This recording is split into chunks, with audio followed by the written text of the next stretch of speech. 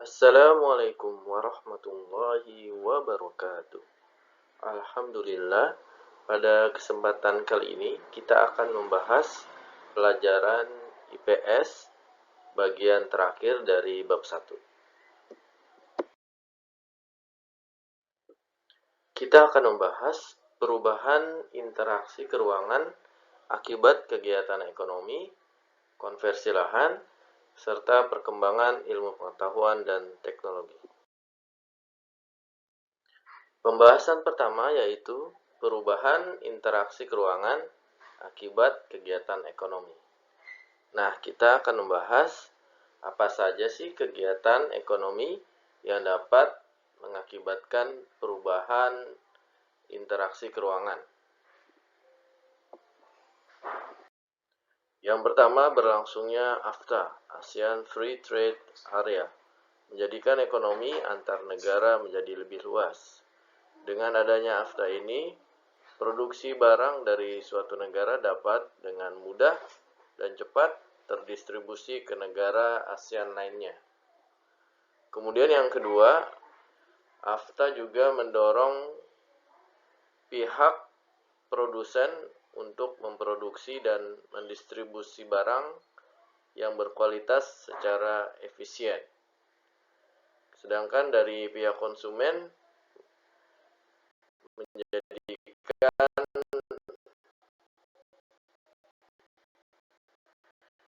mempunyai pilihan yang beragam.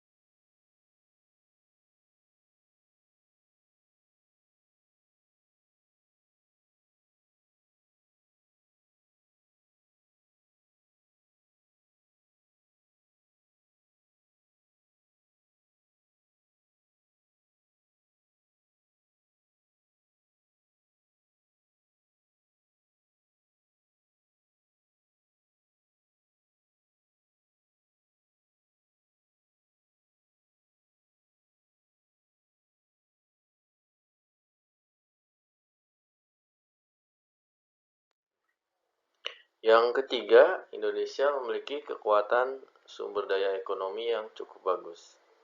Seperti yang kita ketahui bahwa potensi sumber daya alam Indonesia sangat luar biasa, sehingga itu menjadikan sumber daya ekonomi yang potensial untuk menjadi komoditas ekspor ke negara lain. Yang keempat, adanya pedagang elektronik atau e-commerce atau toko online. Dengan adanya toko online ini mempermudah produsen untuk memasarkan produk, barang atau jasanya lebih luas dan lebih cepat ke seluruh negara ASEAN. Kemudian dari pihak konsumen juga dapat dengan mudah untuk mencari dan membeli produk secara lebih luas sehingga mendapatkan harga yang termurah dengan kualitas yang terbaik dengan adanya e-commerce ini.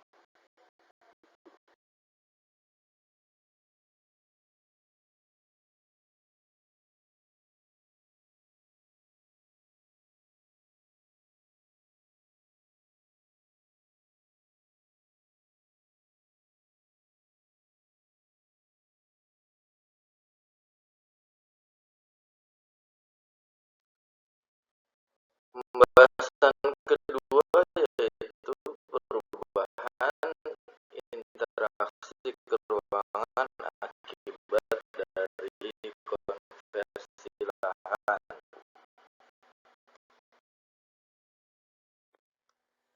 Coba perhatikan gambar-gambar berikut ini.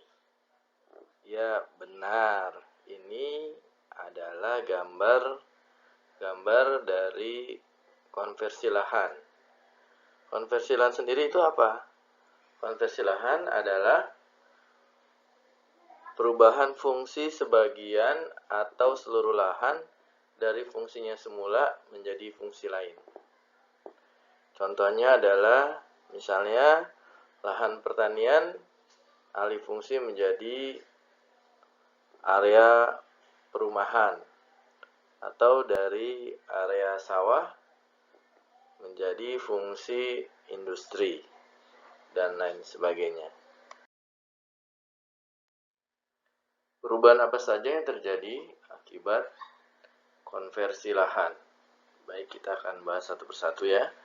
Yang pertama, terjadinya ancaman penyerapan tenaga kerja. Akibat dari konversi lahan pertanian menyebabkan terjadinya pergeseran tenaga kerja dari sektor pertanian ke sektor lain.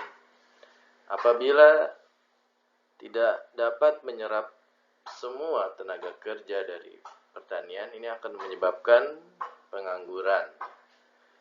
Pengangguran yang terjadi adalah akibat dari berkurangnya kesempatan bekerja karena lahan kerja atau lahan pertaniannya telah berubah menjadi sektor lain.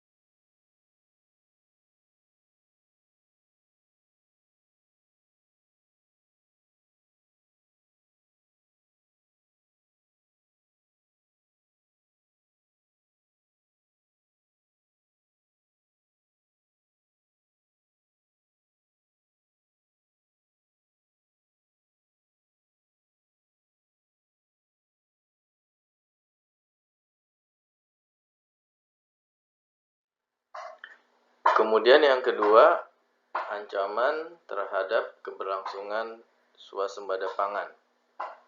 Swasembada pangan adalah kemampuan untuk memenuhi kebutuhannya sendiri.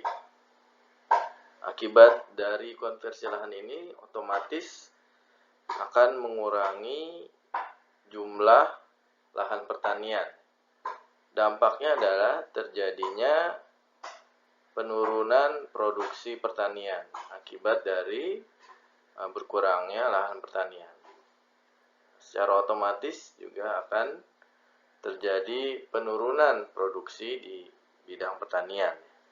Dan ini akibatnya akan mengganggu keberlangsungan dari swasembada pangan itu sendiri. Kemudian yang ketiga adalah ancaman terhadap kualitas lingkungan.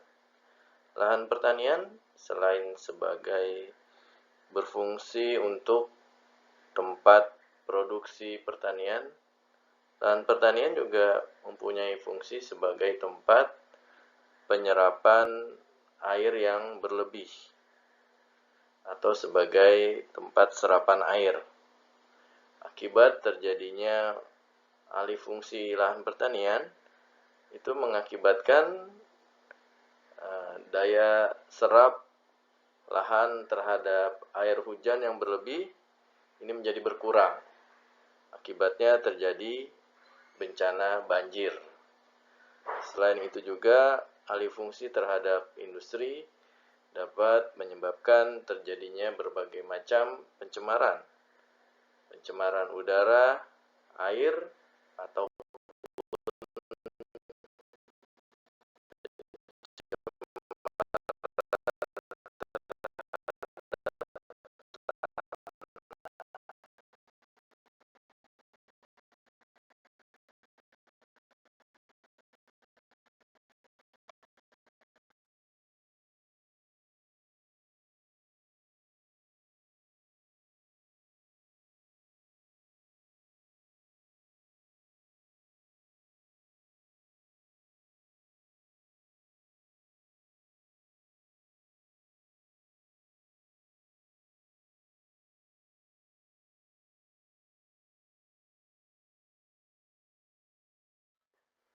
kemudian yang keempat, akibat dari konversi lahan adalah harga pangan semakin mahal.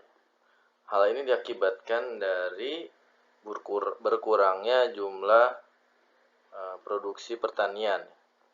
Karena berkurangnya jumlah produksi pertanian, sehingga sesuai dengan hukum ekonomi, maka ketika barang itu sedikit, maka harga akan naik. Sehingga menyebabkan karena berkurangnya produksi pertanian sehingga otomatis harga pangan akan semakin mahal.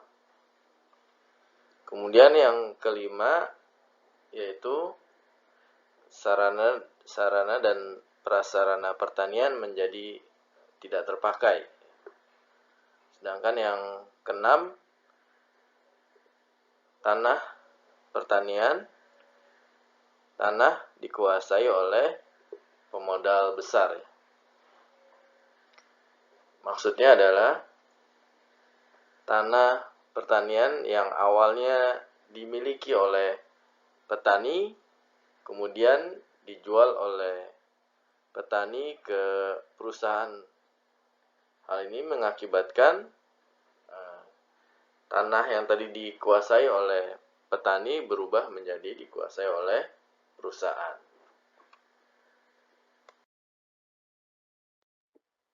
Selanjutnya pembahasan yang terakhir adalah perubahan interaksi keuangan akibat perkembangan ilmu pengetahuan dan teknologi.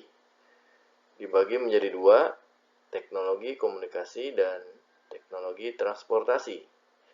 Komunikasi adalah pengiriman dan penerimaan pesan atau berita antara dua orang atau lebih sehingga pesan yang dimaksud dapat dipahami. Awalnya komunikasi terkendala masalah jarak dan waktu. Sehingga ketika seseorang ingin mengirim pesan kepada seorang lainnya, itu bisa melalui surat, bisa melalui pesan, ya. Itu membutuhkan waktu yang cukup lama, tergantung jarak, ya, tergantung jarak. Namun akibat dari teknologi komunikasi sekarang ini, kendala waktu dan jarak tidak menjadi penghalang lagi. Berita haji di Arab Saudi dapat kita ketahui detik yang sama juga di Indonesia. Itu adalah berkat dari teknologi komunikasi. Nah, apa ini maksud dengan teknologi komunikasi? Teknologi komunikasi adalah suatu penerapan ilmu untuk memecahkan masalah-masalah yang berkaitan dengan komunikasi. Dengan adanya teknologi komunikasi ini, kita menjadi lebih mudah untuk berkomunikasi dengan siapa saja tanpa terhalang oleh waktu dan jarak.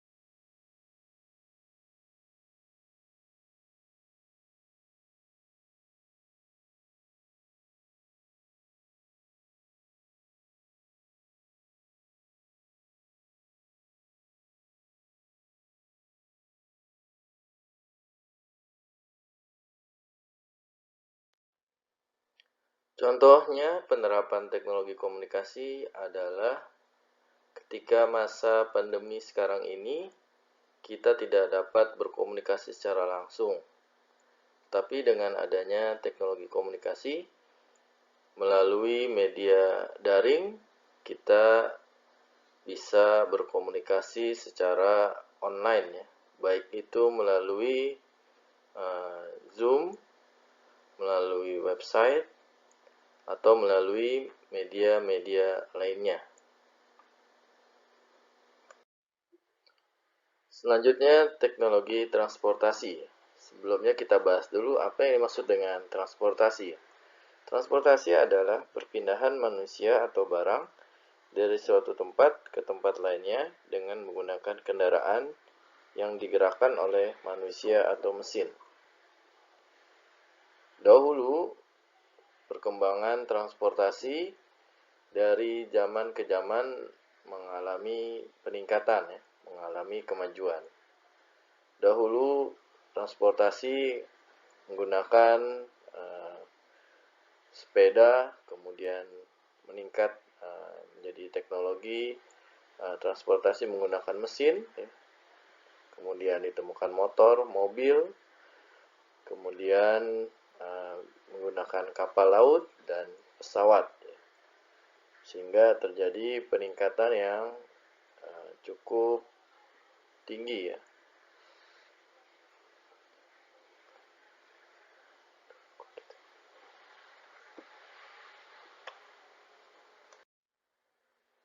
Dahulu nenek moyang kita pergi haji bisa menghabiskan waktu berbulan-bulan untuk perjalanan hingga sampai ke Tanah Suci Mekah.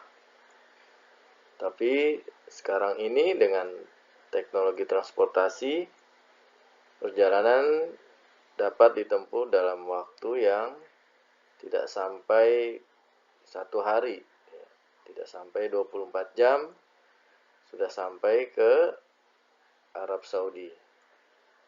Kemudian juga jarak tempuh dari Jakarta Surabaya yang biasanya menempuh waktu 18 jam sampai 20 jam, dengan kereta api cepat bisa menempuh waktu 6 jam sampai dengan 8 jam.